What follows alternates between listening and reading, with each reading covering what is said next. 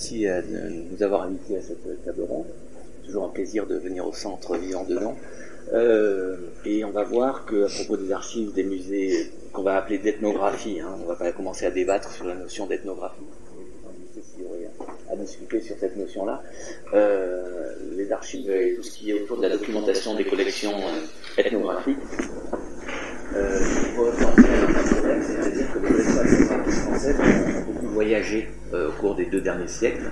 Et par conséquent, on a souvent ce problème. Alors on n'est pas là pour faire l'histoire, je pense, de ces collections, mais c'est important, je pense, pour situer ce qui a pu être constitué, puisqu'après je pense qu'on va surtout parler de ça, ce que Benoît Détoile a appelé la dernière valse des musées d'ethnographie, c'est-à-dire l'ouverture du Quai Branly, du MUSEM à Marseille et la rénovation du musée de l'Homme, donc au début du XXIe siècle. Mais en fait, ça c'est jamais que la dernière valse, pour utiliser ce terme, de musée qui a commencé très tôt, à la Révolution française. On a d'abord eu le premier regroupement des musées d'ethnographie au Muséum des Antiques, puis au cours du XIXe siècle, ici au Louvre, on a eu un musée de marine du Louvre, ensuite l'ethnographie du Louvre, la création de Vévite, parce que même le musée de l'armée a eu une galerie ethnographique en 1865, et finalement la création du musée ethnographique du Trocadéro pour vraiment aller à l'âge en 1878, mais qui ouvre véritablement en 1882. Et qui va en quelque sorte centraliser un peu les collections ethnographiques françaises, les collections ethnographiques qui se trouvent en France, en fait plus précis, puisque au musée ethnographique de Trocadéro, il y a évidemment des collections ethnographiques africaines, océaniennes, américaines, asiatiques et européennes, y compris françaises. Donc là aussi, la notion d'ethnographie de la France mérite sans doute débat. Il faut se projeter dans les années 1937-1938 avec la création du musée de l'Homme qui ouvre en 1938, au même moment où se crée le musée des arts et traditions populaires, qui d'abord va être au Trocadéro puis va bouger au Bois de Boulogne. N'oublions pas en 1931 la création du musée des colonies, à l'occasion de l'expo coloniale de 31 à Vincennes, aux Portes Dorées, qui deviendra ensuite musée de la France d'Outre-mer, puis musée national des arts d'Afrique et d'Océanie. Donc ça, c'est des années 30, et puis bref, voilà, on arrive ensuite au début du XXIe siècle avec cette recomposition. Je pense que c'est important de préciser ça peut-être en préambule, parce qu'on va voir que, évidemment, les archives, les partages d'archives, les documents qui vont avoir lieu au cours de ces étapes vont compliquer singulièrement les choses, sachant aussi, puisque aussi j'ai oublié de préciser, que le musée de l'Homme est un des sites du Muséum national d'histoire naturelle. Ça aussi, ça a son importance dans les localisations d'archives, puisqu'en fait, en 1928, avant même la création du musée de l'Homme, le musée d'ethnographie du Trocadéro, lorsque Paul Rivet en devient le directeur, lui-même est professeur au Muséum d'histoire naturelle, et à ce moment-là, le site du Trocadéro, musée d'ethnographie du Trocadéro, entre dans le giron du Muséum national d'histoire naturelle. Et en 1937, lors de cette recomposition de 1937, viennent au Trocadéro les collections aussi de préhistoire et d'anthropologie biologique, anthropologie physique, des restes humains, qui eux se trouvaient à la Grande Galerie de l'Évolution, à la Grande Galerie de Paléontologie, au Jardin des Plantes. Donc vous voyez, ces collections ont bougé un peu dans tous les sens, et on va voir, je pense, en discutant avec mes collègues, que ça va pas s'en poser de problème parfois dans les partages d'archives, dans la circulation, dans les décisions qui ont été prises à l'occasion de chacune de ces mouvements. Et dire quelque chose pour le Muséum d'histoire naturelle. Oui, pardon, excusez-moi, le Muséum d'histoire naturelle le Cré Branly ou le Muséum d'histoire naturelle. Sur l'historique, pas tellement, parce que moi, c'est pas vraiment ma spécialité, mais je voulais plus vous parler du rôle de la bibliothèque du Muséum d'histoire naturelle, justement, dans ce processus, et comment ça se passe actuellement face à cet héritage, en fait, et qu'est-ce qu'on essaye d'en faire. Donc je rappelle que la bibliothèque du muséum, c'est elle qui collecte toutes les archives institutionnelles qui sont produites dans les différentes unités de recherche et par les différentes institutions et services administratifs du Muséum d'histoire naturelle. Ça représente à peu près aujourd'hui 500 chercheurs qui travaillent donc en grande partie quand même sur des problématiques du coup SHS avec des colorations autour de l'ethnologie ou de l'ethnographie.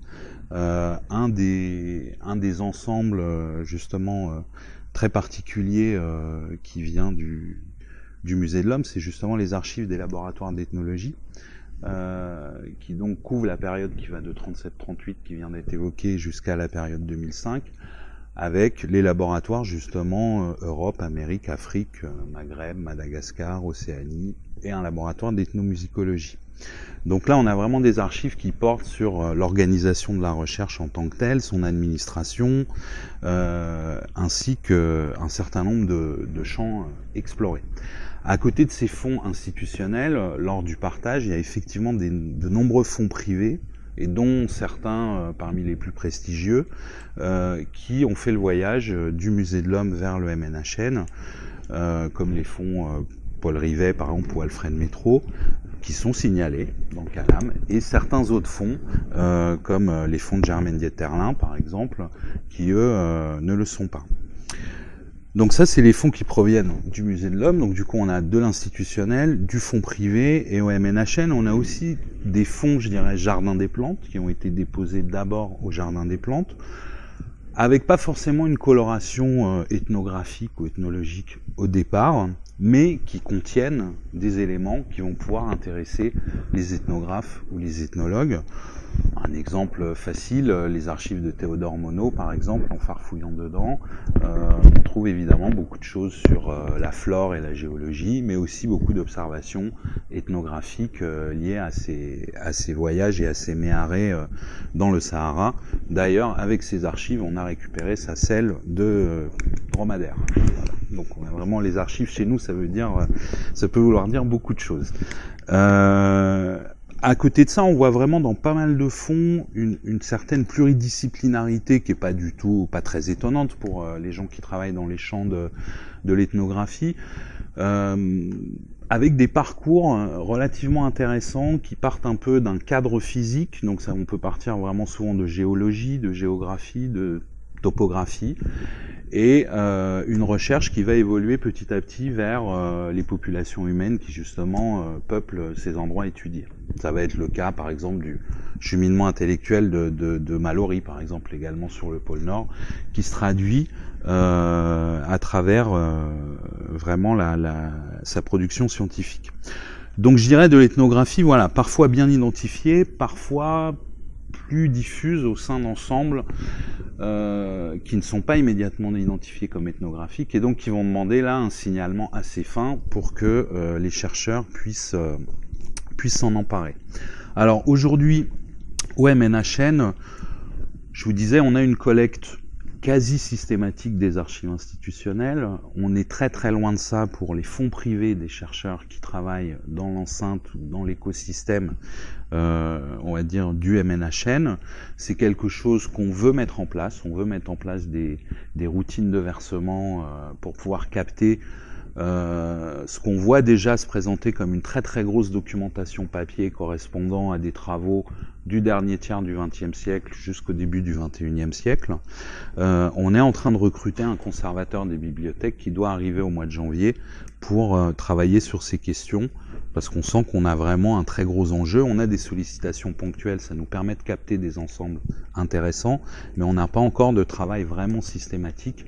Or, c'est quelque chose qu'on doit absolument faire, parce qu'on est une bibliothèque du coup qui a beaucoup plus accumulé qu'elle n'a traité. Ça c'est clair. On est vraiment assis sur une montagne assez énorme, et on a une toute petite pioche pour la creuser pour l'instant, parce qu'on a donc aujourd'hui une archiviste titulaire. Je vous dis, demain on va avoir un conservateur des bibliothèques mais archiviste paléographe qui va venir lui prêter main forte autour de la réorganisation de ce service, et du coup on est obligé de construire une sorte de politique documentaire rétrospective qui doit définir les priorités de traitement de ces grands ensembles. Alors, il y a certains axes qui ont déjà été identifiés. Tout à l'heure, je parlais justement du laboratoire d'ethnologie du Musée de l'Homme. Ça, c'est un des axes. Ce sont des archives dont les inventaires sont versés régulièrement maintenant dans Calam. Le laboratoire, par exemple, pour l'Europe et les Amériques, c'est fait. En ce moment, on est en train de traiter l'Afrique.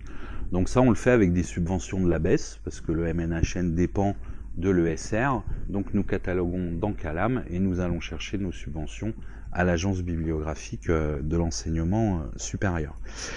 Mais nous avons également repéré des grands ensembles, plutôt couvrant la fin du 19e siècle, le début du 20e siècle, qui recouvrent des champs disciplinaires qui sont un petit peu, je dirais, typiques du muséum, comme par exemple l'ethnobiologie, l'archéozoologie, des ensembles de ce type-là qui vont être justement à l'interface, à la frontière entre les différents champs disciplinaires explorés au MNHN, entre les sciences de la vie et les sciences humaines. Donc on aimerait, c'est des fonds assez importants en volume, et là on a commencé un travail d'inventaire. Pour vous donner une idée, on a à peu près 80% de nos fonds privés d'archives qui ne sont pas signalés. Voilà pourquoi pour nous c'est vraiment une très très grande priorité de nous y mettre. On est vraiment, comme je vous disais, assis sur une énorme montagne qu'on doit rendre disponible très très vite à la recherche. C'est pour ça que nous faisons peu de recherche finalement sur nos archives. Nous nous concentrons beaucoup sur un travail pour l'instant à grosse maille qui est de mise à disposition à travers la publication d'inventaires pour les chercheurs. Pas assez vite par rapport à la masse effectivement qui est en vue, mais bon, voilà. Et par rapport, je vous disais, à cette politique documentaire, c'est vrai qu'on a des questions écologiques très brûlantes en ce moment qui sont travaillées par les chercheurs du muséum autour de la question, ça peut être, je vous parlais d'ethnobiologie, il y a tout un tas de travaux autour des cultures vivrières qui ont été faits par exemple au 19e siècle, qui peuvent redevenir des sources intéressantes pour des chercheurs qui travaillent aujourd'hui. Ça, c'est l'aspect intéressant de ce type d'archives, c'est-à-dire que ça peut redevenir une source primaire quand on travaille sur des questions de biodiversité ou de vraiment d'écologie en général. Et donc ça peut redonner effectivement encore une autre coloration. On a en ce moment des programmes avec des chercheurs en botanique qui viennent explorer justement ces archives pour travailler sur des problématiques en même temps actuelles, donc qui ne sont pas seulement dans de l'épistémologie ou dans de l'histoire de la recherche, mais vraiment qui les utilisent comme des sources. C'est à peu près le balayage que je voulais vous faire pour que vous puissiez voir un peu comment on y travaille et quelle est réellement la situation. Un tout petit point par rapport à une question plus large qui a été, je pense, débattue lors de vos travaux, qui est autour de la question archives, objets de musée, objets de collection. En fait, nous traitons vraiment toutes nos collections spécialisées. Alors au muséum, les collections spécialisées de la bibliothèque, c'est très large, c'est justement les archives, c'est l'iconographie, c'est aussi les sculptures du jardin. Par une anomalie administrative, la bibliothèque est responsable des cultures du jardin. C'est aussi voilà, tous des sabres de gardiens du 19e siècle. Nous rentrons tout dans Calam. Donc si vous voulez, du point de vue du signalement, on est presque parti avec un a priori, comme quoi tout était archive finalement, parce qu'on le rentre en le décrivant avec un système qui au départ a été pensé pour décrire les archives. Nous sommes en ce moment en train de rentrer des modèles réduits des maquettes d'objets qui ont été faits au début du 19e siècle, reproduisant des... Pardon ? Ah oui ? Bon, voilà, ça va être intéressant. Reproduisant des outils qui ont servi à entretenir le jardin des plantes au début du 19e siècle. Alors, ça peut être des choses pour tailler les arbres qui faisaient 5 mètres de haut. Enfin, il y a plein d'outils très, très, très originaux et très, très rigolos. Et on les saisit dans Calam et on les considère quelque part déjà comme une archive liée à l'histoire des jardins. Sous cette forme d'objet, voilà. Les conditions de conservation ne sont pas forcément exactement les mêmes. Non, mais elles sont pas trop mauvaises. Ça, là-dessus, c'est pas. Pour l'instant, c'est pas un problème. On arrive à dégager des espaces qui peuvent être dédiés pour ce type de collection. Et pour terminer, je dirais sur la question des archives, on est vraiment, on voudrait travailler deux pôles un peu qui sont sous tension, c'est-à-dire un très gros projet, mais qui est très très prospectif, vu nos forces en présence autour de l'archivage numérique, parce que vous vous doutez que vu la communauté de chercheurs au sein du muséum et vu les pratiques de travail aujourd'hui, c'est un enjeu qui va être absolument fondamental autour des données de la recherche et de l'utilisation des archives. Mais à côté de ça, c'est vrai qu'on aimerait aussi favoriser un peu l'expérience, je dirais, physique autour des archives, l'expérience directe, parce qu'en fait, on est assez persuadé que les deux sont plutôt complémentaires. Voilà. Merci. Je pense que ce serait intéressant de voir un petit peu ce qui se fait au musée du Quai Branly par rapport à ces questions. Moi, je pensais peut-être faire un petit rappel du chantier justement de la création du service dont j'ai la charge. Aujourd'hui, les archives du Quai Branly dépendent de la médiathèque. Donc la médiathèque qui inclut une iconothèque, une bibliothèque, il y a un responsable et on a en charge aussi les fonds sonores. Je ne sais pas comment les bibliothécaires spécialistes des fonds sonores. Et ce qui est particulier, c'est que donc ça c'est un choix de départ en fait de ce moment vous savez tous les débats qu'il y a eu au moment de la création du musée du Quai Branly. Il y a eu d'abord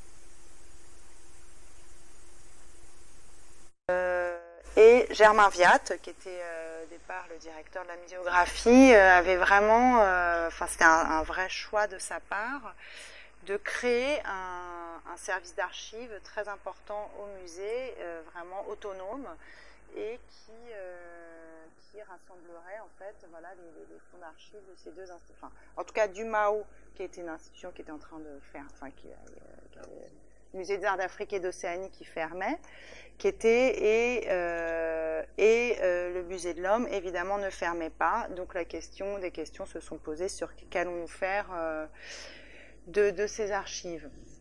Alors pour le MAO, ça n'a pas posé de problème. Je suis allée. Alors l'idée c'était à la fois d'aller chercher au MAO, il y avait déjà un fonds d'archives classé par Isabelle Guy, qui était responsable des archives. Donc j'ai récupéré les fonds classés, l'inventaire était fait, etc.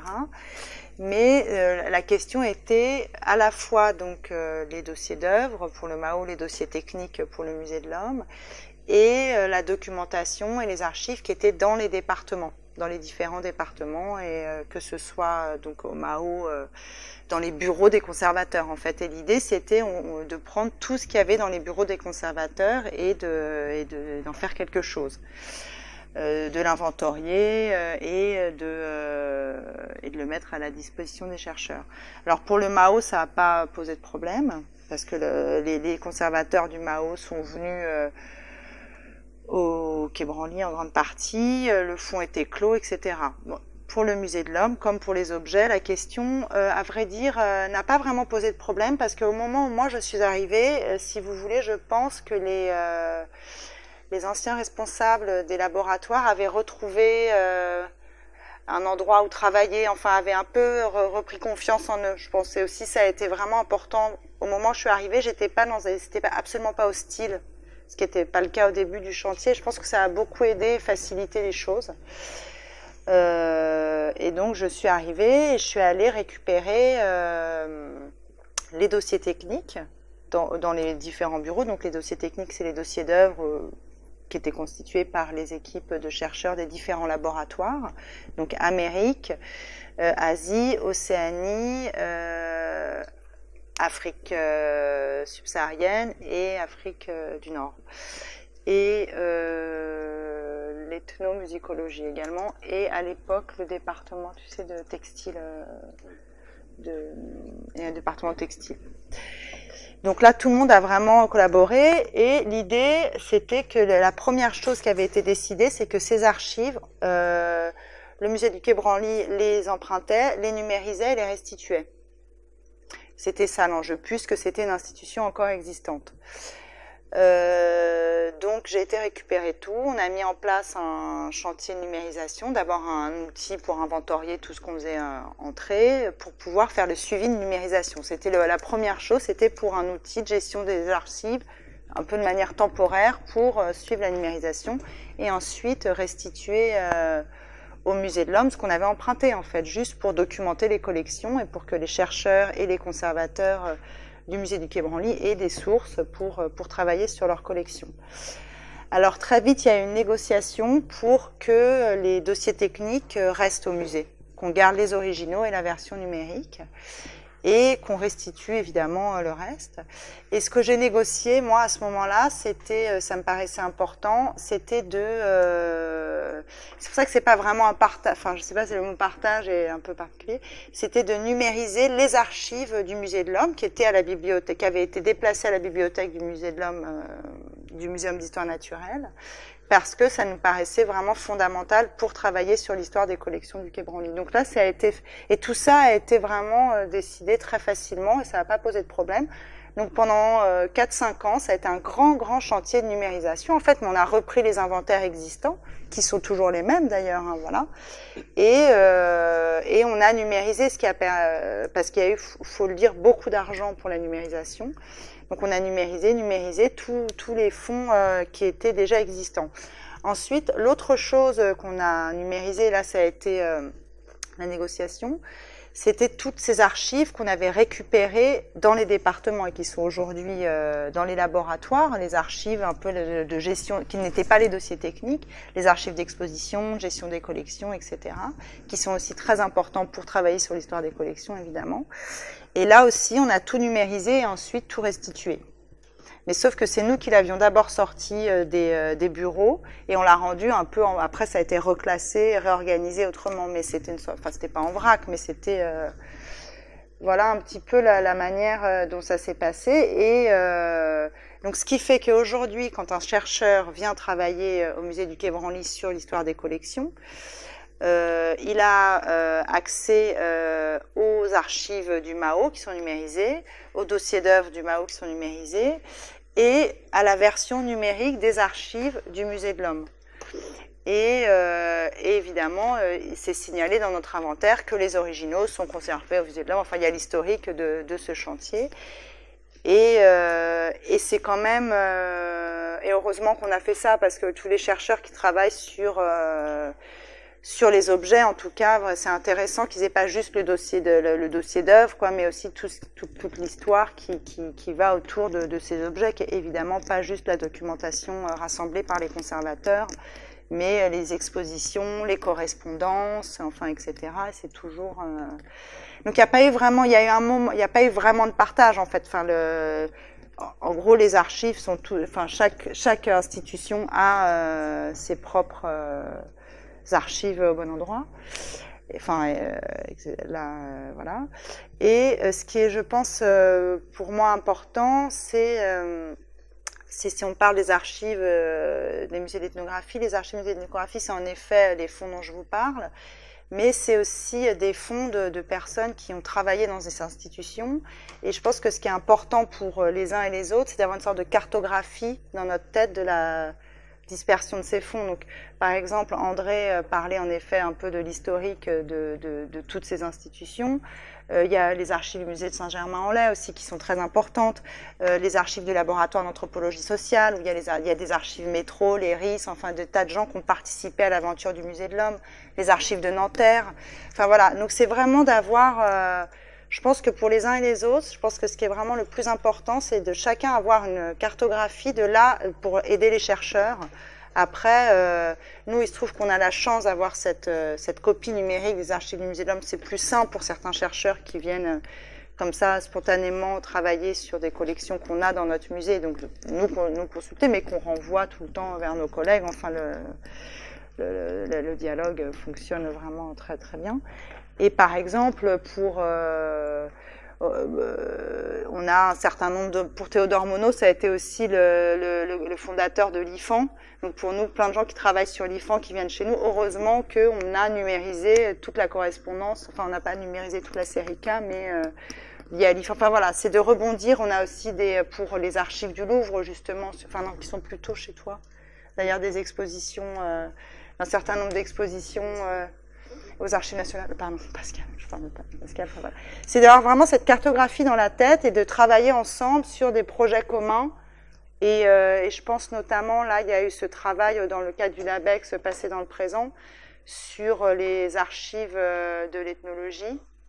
et des grandes missions où on a travaillé avec Nanterre, le Quai Branly, la BNF. Voilà, à la BNF, il y a les archives Lévi-Strauss. Enfin voilà, c'est d'avoir tout ça en tête, et c'est une sorte de... Voilà, je pense que là, les choses fonctionnent à peu près bien, et que et on a aussi, là j'ai pas précisé un peu tout ce qu'on a aussi un certain nombre de fonds privés, etc. Et c'est pour ça que moi, mon projet, disons, à long terme, dans la collecte et dans ce que je veux, qu'est-ce que je veux faire moi de mon fonds d'archives, sachant qu'on a ce passif, c'est justement, et sachant qu'à Paris, il y a déjà un certain nombre d'institutions qui existent et qui conservent ce type d'archives-là, l'idée c'est de créer un peu autre chose, vu qu'on est une institution assez récente.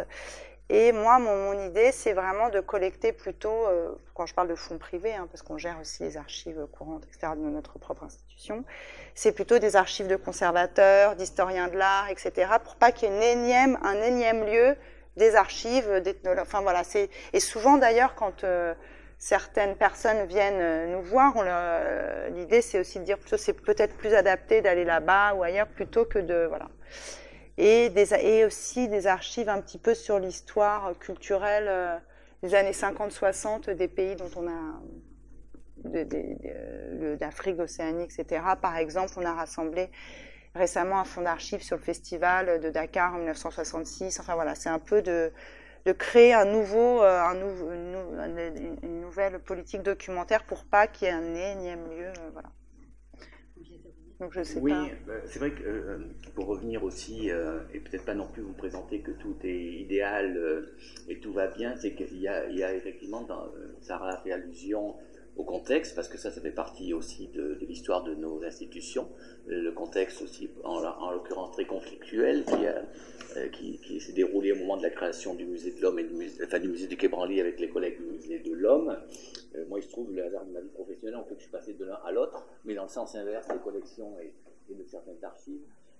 Et effectivement, ça a posé des problèmes et des arbitrages à un moment donné, et qu'il faut bien prendre, et qui sont plus ou moins discutables, et sur lesquels, peut-être d'ailleurs, il faudra revisiter un petit peu ces arbitrages un jour ou l'autre. Alors, peut-être au-delà même des archives, mais regardez, par exemple, il y a eu le cas de la bibliothèque. La bibliothèque du musée de l'homme était parce que le musée de l'homme, aussi, juste un bref retour sur l'histoire. Dans les années 70, le musée de l'homme a été divisé en 3 laboratoires. Laboratoire d'ethnologie, laboratoire d'anthropologie physique et laboratoire de préhistoire. Et ça, c'est important dans l'histoire du muséum, et donc, avec des équipes de chercheurs, etc., et donc une bibliothèque qui regroupait tous ces aspects-là.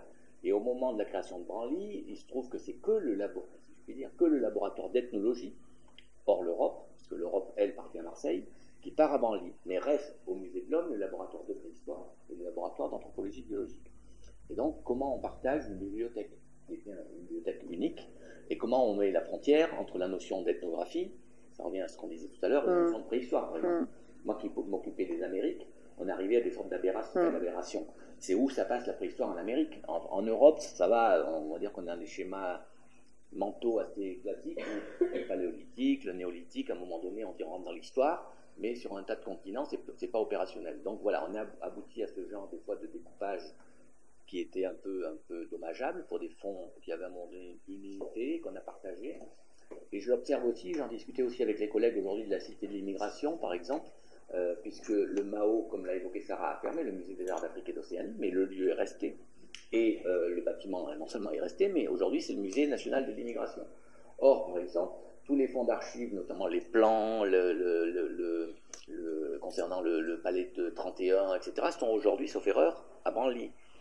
Oui, mais si je puis me permettre, oui, mais en tout cas, ils ont tout ce qu'il faut maintenant. Oui, non, mais voilà. Donc c'est vrai que, et de la même façon, les fonds photos, toute la photothèque du musée de l'homme est partie à Branly. Et il arrive la chose suivante, c'est que moi aussi aujourd'hui je veux exposer trouver une photographie de 1950 des salles du musée de l'homme. Elle se trouve à Branly. Donc je demande l'autorisation à Branly pour ça, et quand je l'expose, je mets copyright musée du Quai Branly sur une photo du. Alors on en rigole parce qu'on entend bien, il n'y a pas de problème, moi j'ai aucun problème par rapport à ça, je connais bien les deux maisons. Mais vous voyez, on arrive à ce genre de situation qui parfois peut être compliquée. Et je pense aussi que là où il y avait une grosse difficulté, mais elle n'est pas propre à nos musées d'ethnographie, il me semble qu'elle est très globale, et moi là je parle en tant que praticien, moi je ne suis pas du tout archiviste, c'est un peu toutes les archives privées des chercheurs, puisqu'en fait effectivement nos collections ethnographiques, alors je pense qu'on peut dire ça de toutes les collections, mais les collections ethnographiques un objet ethnographique, c'est pas un objet isolé, c'est pas la Joconde, c'est un objet qui a été collecté à un moment donné, et dans un contexte qui est la collecte ethnographique, avec ce que Marcel Mauss pouvait définir ou d'autres, cette idée de conserver les archives de l'humanité, c'est-à-dire qu'il y a l'objet, mais il y a tout ce qu'il y a autour de l'objet. Il y a la collecte, son nom, à quoi il servait, les photographies, les dessins. Il peut y avoir énormément de documentation autour de ces objets, qui le plus souvent ont été collectés par les ethnographes eux-mêmes sur le terrain. Et on connaît très bien aussi l'histoire ancienne, mais aussi récente, de certains chercheurs, qui parfois mélangent un peu leurs archives personnelles avec les archives publiques. Bon, en tout cas, les missions publiques qu'ils font, normalement, tout ce qu'ils en produisent... je vais expliquer ça, doit revenir à l'institution qui les paye et qui les emploie. Or, on voit bien qu'on a eu ce genre de problème, et je me souviens, on va pas cibler de cas particuliers, mais je me souviens de certaines recherches que nous avons fait quand on était à Branly sur certaines archives de certains départements du Musée de l'Homme, où là, il y avait une sorte de résistance, et on sait très bien qu'il y a des archives... on ne sait pas trop où elles sont, quoi. Qui sont partis avec les gens. Qui sont partis avec les gens, clairement. Voilà. Et donc c'est vrai que je pense, pour moi, en tout cas, pour les domaines qui nous concernent, parce qu'après, institutionnellement parlant, je pense que les choses se sont globalement bien placées. Après, voilà, on peut toujours, à la marge, regarder ceci ou cela, mais c'est un petit peu parfois la perte. Surtout, moi, j'insiste bien que dans ma vision, en tout cas, dans mon vocabulaire à moi, d'archives liées aux collections, ethnographique, c'est vraiment tout un ensemble de documents audiovisuels, photographiques, y compris des individus. Je voudrais prendre un exemple. Aujourd'hui, on avait lancé, et ça se continue au Quai Branly, un travail sur des collections Wayana. Les Wayana sont un peuple amérindien qui vit au sud de la Guyane française et au nord du Brésil, de collections qui ont été collectées depuis le XVIIIe siècle. Donc là, des Wayana, on a des choses qui étaient dans les cabinets des royaux. Mais on a aussi des collections qui ont été collectées en 1980 par des chercheurs, et on a fait venir des Wayana qui travaillaient sur les collections là, dans le cadre d'un programme de recherche, qui reconnaissaient le travail fait par leur grand-père ou leurs parents. Voilà, donc on est aussi dans une dynamique où il est important aussi de collecter ces informations, de les enregistrer avec toutes les difficultés que ça pose. C'est-à-dire qu'on n'a pas que des archives papier, mais on a énormément d'archives. Donc là, aujourd'hui... ce sera versé aux archives, ça, on fait tout un travail. Voilà, exactement. Et à terme, le problème, c'est qu'on a... je pense que le principal problème pour nous, c'est l'éclatement de ces archives. Parce qu'on se rend compte qu'on en trouve un peu partout, à Nanterre, dans les universités, dans les régions, etc. Et je pense qu'il y a le travail futur, en tout cas pour le praticien que j'ai pu être, ou mes collègues, c'est d'avoir un guichet unique, ou en tout cas quelques guichets où on puisse aller retrouver tout ça, parce que sinon, c'est une quête, on passe un temps fou à chercher. Est-ce qu'il est envisagé de faire une cartographie des fonds Non, mais il y a un travail commun, disons, de cartographie qui est... Mais malgré tout, les uns et les autres, on est tous un peu les responsables des fonds savent quand un chercheur vient, on est capable de les réorienter vers les autres services. Enfin, c'est aussi ça fait partie de notre métier de savoir ce qu'on a chez nous et ce qui n'y est pas. Donc après, oui, l'idéal, ce serait un serveur commun externe, mais c'est tellement déjà compliqué de chacun gérer ses fonds chez soi, je pense, et notamment pour revenir au système d'archivage électronique là que tout le monde a évoqué, par exemple le travail sur les Wayana que André a initié, qui continue avec une collègue qui est encore au musée du Quai Branly.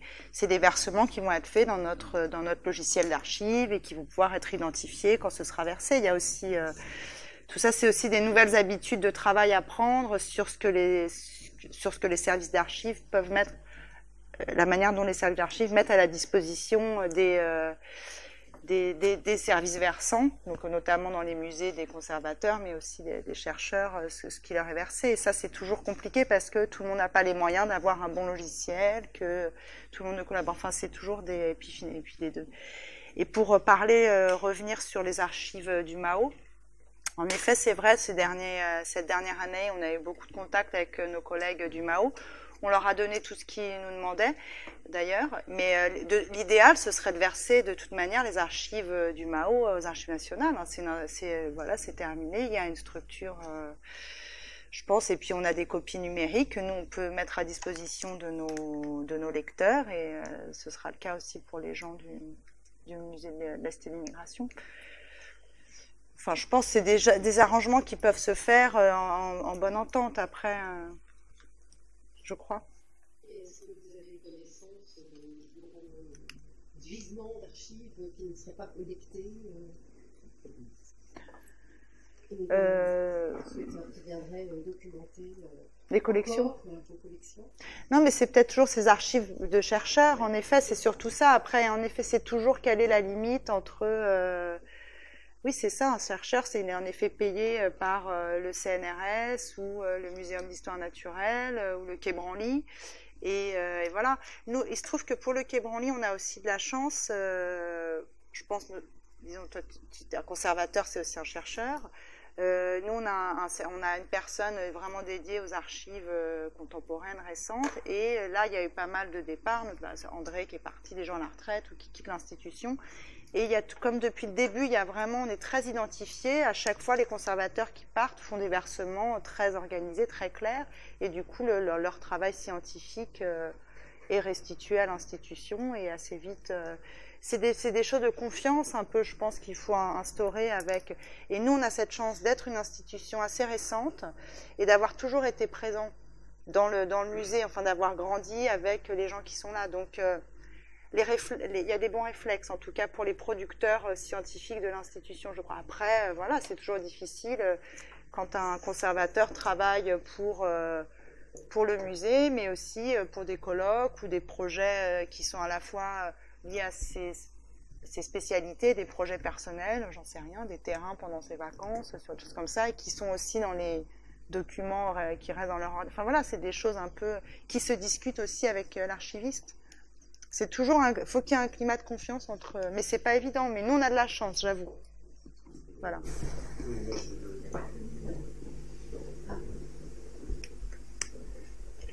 Je crois que la question des archives des chercheurs, c'est une question fondamentale. Sauf que j'ai exercé des responsabilités à la direction du CNRS pendant 4 ans dans l'USA, et on n'est jamais arrivé à... Je m'occupais de la sociologie, entre autres. On avait proposé la mise en place d'une banque de données qualitative des enquêtes sociologiques qui aurait été... On n'est jamais arrivé. D'abord, il faut beaucoup d'argent et on n'en avait pas. Et puis ensuite, les chercheurs retiennent leurs données. Le problème, c'est qu'ils retiennent leurs données le temps qu'ils s'en servent très bien. Moi, je trouve ça normal. Et moi-même, je garde mes données le temps que je m'en sers. Mais à un moment donné, on disparaît, on meurt, on prend sa retraite, on part dans les îles, on fait je sais pas. Et du coup, les archives, qu'est-ce qu'elles deviennent? Eh ben, elles vont à la benne, hein, il faut être clair. C'est-à-dire qu'en fait, on est en train de perdre la quasi-totalité. Et on perd d'autant plus la quasi-totalité que, comme aujourd'hui on ne correspond plus par lettres, imaginez, moi il se trouve que ça fait un peu plus de 50 ans que je lis Marx, imaginez l'état de la recherche sur Marx si on n'avait pas les correspondances entre Marx et Engels. On aurait à peu près un quart de l'information en moins. C'est rien. Parce que dans cette correspondance, on voit au jour le jour se constituer tous les concepts de la théorie de Marx. Si on fait ça par mail, c'est fini. C'est fini. C'est-à-dire qu'on n'a plus ça. Et comme on n'aura plus les archives personnelles des chercheurs non plus, il y a effectivement, vous disiez, est-ce qu'il y a un continent? C'est une multitude de petites îles qui finissent par faire beaucoup plus qu'un continent, je pense. Et ça, je vois pas comment on réglera ce problème actuellement, hein. De toutes nos institutions, quoi. Mais oui, c'est l'archivage électronique, enfin, sûr, c'est ce sur quoi mais on c'est planche non tous. seulement l'archivage électronique, mais c'est l'archivage de ce qui passe par l'électronique. C'est ça le problème, c'est les mails. Bon. Oui, bah bien sûr. Je veux dire, Ça va. c'est les mails, tout simplement. Moi, j'ai des correspondances mail avec un certain nombre de chercheurs de ma génération. Bon, je suis pas Marx, genre c'est pas très grave, mais il y a peut-être des Marx parmi eux dont on perdra définitivement les analyses, définitivement.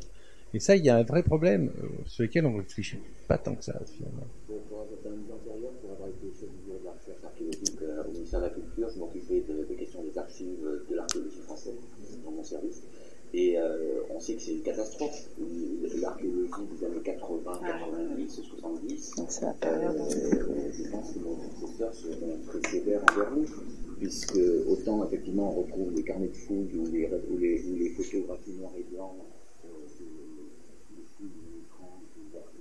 Mais dans ces années-là, notamment qui correspondent au développement de l'archéologie préventive,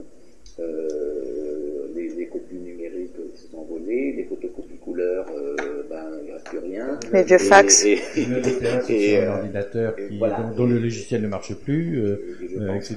Bon. Nos successeurs professeurs sont très, très fiers. Moi, vous avez raison, tous les lycéens, moi j'attache aussi, je trouve une très grande importance de mon expérience aussi. Il y a ce qui est écrit, en quelque forme que ce soit, mais il y a ce qui n'est pas écrit. Et souvent, effectivement, dans l'histoire de nos institutions, il me semble, on perd une quantité énorme d'informations. Il y a l'histoire officielle, il y a la réalité. Et je sais, ça a déjà été entrepris au musée de l'Homme, avant même que j'arrive. Pour les 75 ans du musée de l'Homme, il y a un certain nombre d'enregistrements de faits de témoins, personnes âgées, et là on veut relancer ça, parce qu'effectivement, juste après je vous quitte pour une cérémonie d'obsèques d'une dame qui est morte à 90 ans, qui a travaillé pour la Société des Amis du Musée de l'Homme, qui a franchi les portes du Musée de l'Homme en 1945, qui était une mémoire vivante de l'institution, et heureusement elle a laissé un certain nombre de documents écrits.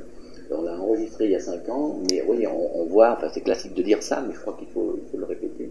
Parce que au-delà des archives, je trouve, liées à nos objets, liées aux recherches, je trouve, on en parlait tout à l'heure, il y a aussi l'archive de nos institutions, de la vie de ces institutions, des choix stratégiques qui ont été faits. Là, on voudrait lancer par exemple une thèse sur la rénovation du musée de l'Homme. J'ai proposé ça parce que je trouve très important. Effectivement, il y a eu un énorme travail de fait à ce moment-là, de réflexion. Et il y a toute une matière volatile de cette histoire, beaucoup de choses sont au jardin de plantes, heureusement, mais il y a encore les acteurs de ça, et je pense qu'on sera très content dans quelques décennies d'avoir ça. Dans cette histoire, il y a un élément fondamental depuis, grosso modo, la Seconde Guerre mondiale, c'est que qu'est-ce qui reste des évaluations qui ont été faites dans les institutions de recherche? Qu'est-ce qui reste? Des choix qui ont été faits entre tel programme et tel programme. À l'intérieur d'un programme, entre telle proposition, tel projet de tel chercheur et telle équipe, et qui a choisi, comment on a choisi, selon quels critères, etc. J'ai participé, comme tous ceux qui sont universitaires, et pas que universitaires. Je crois que l'évaluation, ça doit représenter à peu près 40% de mon travail, et encore aujourd'hui où je suis à la retraite, mais toutes ces évaluations ont disparu. Toutes, je dis bien toutes, il n'y a rien, il ne reste rien. C'est-à-dire qu'il y a un chercheur qui a été soutenu à un moment donné, je ne vais pas donner le nom, mais je pense à des chercheurs qui ont publié des livres, qui ont compté. Il se trouve que j'étais dans la commission qui a attribué la bourse ou la subvention. Mais personne ne sait pourquoi on lui a attribué. Et en fonction de quel processus, et en fonction de quels critères. Or, tout ça, ça disparaît. Or, c'est fondamental pour comprendre le processus de la recherche scientifique, en tout cas en France, depuis au moins 50 ans, si ce n'est plus. Souvent, ce genre aussi de choses, s'il y a des rapports qui sont créés, etc., c'est les archives administratives. Et justement, c'est là où les archives... Les rapports, ils restent très formels. Non, mais d'accord. Mais non, mais d'accord, mais parfois, il y a quand même... Je sais très bien, mais ça, c'est... Bon, ça, on peut pas... Mais en tout cas, je pense que ce qui est intéressant que les institutions donnent une vraie place aux archives, aux archivistes, c'est pas que pour les fonds justement de chercheurs, etc., mais c'est pour comme tu disais, les archives de l'institution, parce qu'aujourd'hui, par exemple, pour le Quai Branly, on a pu archiver très très vite toutes les commissions Friedman, enfin tout ce qui a précédé, toutes les discussions qu'il y a eu. Et aujourd'hui, peut-être que c'est pas les discussions qu'il y a eu comme il y a pu voir, mais au moins les documents, les rapports que les uns et les autres ont faits sont quand même consultables. Et je pense que l'enjeu, c'est à la fois pour les grandes institutions, permettre à un archiviste de gérer les archives courantes et très vite le mieux possible, comme les archives de chercheurs. Parce que ces deux choses-là dialoguent en permanence quand un historien ou un chercheur travaille sur... Et nous, c'est la chance que nous avons au Quai Branly, c'est d'avoir cette possibilité, on est 3 dans l'équipe, d'avoir une personne qui est en charge des archives courantes de l'établissement et une autre qui est plus une responsable scientifique des fonds. Donc ça permet vraiment... et aujourd'hui, on a des gens qui travaillent, on a un musée, on n'est plus si récent finalement, mais quand même, qui peuvent travailler sur les débats qu'il y a eu et les discussions qu'il y a eu au moment de la naissance du Quai Branly. Parce que, bizarre, il y a toujours eu des archivistes qui ont, à des moments, il y a eu des petits bouts créés de ci, de là, et un vrai deuxième institution. Et je pense que c'est là, et je pense que pour l'enjeu de notre collègue justement du Louvre, j'imagine aussi que c'est d'avoir cette possibilité de pouvoir avoir la possibilité de gérer aussi les archives produites par les différents... Enfin, j'en sais rien. Alors, justement... Oui, allez-y. Vous les obtenez, vous arrivez à faire des copies, parce que il y a un certain nombre de... C'est une pratique qui a été mise en place depuis quelques années, donc on archive les boîtes mail, c'est un export Outlook et on les passe, on les extrait, on les met dans les archives électroniques. La question c'est qu'est-ce qu'on obtient? Est-ce qu'il y a eu un tri? Est-ce qu'il y a eu une purge aussi? Et puis comment on retrouve un courriel quand on recherche par exemple une discussion sur l'attribution d'un prix, voilà, comment on va retrouver ça dans la masse de données? Ça veut dire que la culture, la mission, archive systématiquement, actuellement, les boîtes mail des responsables qui partent, et il va y avoir prochainement un très gros archivage des boîtes mail. Il y a à peu près une cinquantaine de boîtes mail qui vont être collectées par les archives nationales, des archives du ministère de la Culture. C'est sans doute un premier pas, je ne sais pas encore comment ça va être restitué, parce qu'on travaille sur, sur les archives privées. Mais en fait, c'est ça, tu sais. Si tu mets... À ma connaissance, ça n'est cas d'aucun chercheur. Pour le moment, ce n'est pas les chercheurs, oui. Mais parce que c'est un travail institutionnel. Ensuite, il faut passer. Ah, c'est vrai que mais vous savez, l'archive des autres politiques, c'est toujours un mélange de l'archive privée, on ne peut pas s'arrêter. Oui, j'avais une autre question. En fait, c'est par rapport à la transmission de cette mémoire numérique maintenant. Oui. Parce que quand les archives nationales ont été créées, il allait de soi que c'était des archives écrites. Les questions ne se posaient même pas, et à partir de l'apparition du numérique, il y a une mutation du rapport à l'archive. Mais le problème, c'est que, on va dire, on avait à peu près une garantie avec l'écrit qui se transmettait tel qu'on l'avait produit. On le recevait tel qu'il avait été produit. Avec le numérique, tout change d'une certaine manière par rapport à ça, parce que il faut que le système d'exploitation soit le même, parce que surtout que la technologie évolue très vite, voire de plus en plus vite, enfin avec des variantes, et donc les machines pour lire ces archives changent, les logiciels changent. Alors quelle garantie on a, parce que c'est aussi, il y a une mission de transmission, de conservation de transmission, que on arrivera à continuer sans problème, sans perte, à lire ces documents. Voilà. C'est que pendant longtemps, on a essayé de migrer les supports et les formats et de garder l'intégrité des documents afin de pouvoir les lire dans le temps. Mais c'est assez, en termes de coûts et en termes de... Enfin, ça nécessite de grands moyens. Aujourd'hui, on se tourne un peu plus vers l'émulation, c'est-à-dire on va garder le document tel qu'il est et on va avoir plein... C'est comme pour les jeux vidéo en fait, c'est que on va avoir plein de systèmes qui vont permettre d'ouvrir un document créé il y a 20 ans. La problématique, c'est surtout le support de stockage. On a perdu beaucoup de choses qui étaient notamment sur les disquettes, les anciens disques durs qui ne sont plus lisibles. Donc je pense qu'aujourd'hui on est plus dans une optique d'émulation plutôt que de migration de format, parce que par exemple même un logiciel comme InDesign, d'une version à une autre par le même éditeur, on ne peut pas forcément ouvrir le fichier. Donc c'est un cas classique. Donc plutôt l'émulation. Et ça se conserve. Ça se conserve. L'information. Oui, mais normalement les archivistes vont qualifier les données, et ce qu'on essaie de faire, c'est de dire tel fichier produit par telle entité, on l'ouvre avec ce logiciel. J'avais noté ça, et puis en l'occurrence c'est une actualité, puisqu'on parle de musée d'ethnographie.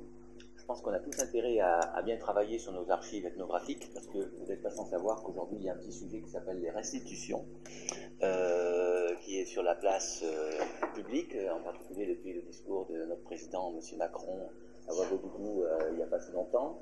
Nous-mêmes, Muséum d'histoire naturelle, donc là ça concerne les collections notamment ethnographiques africaines.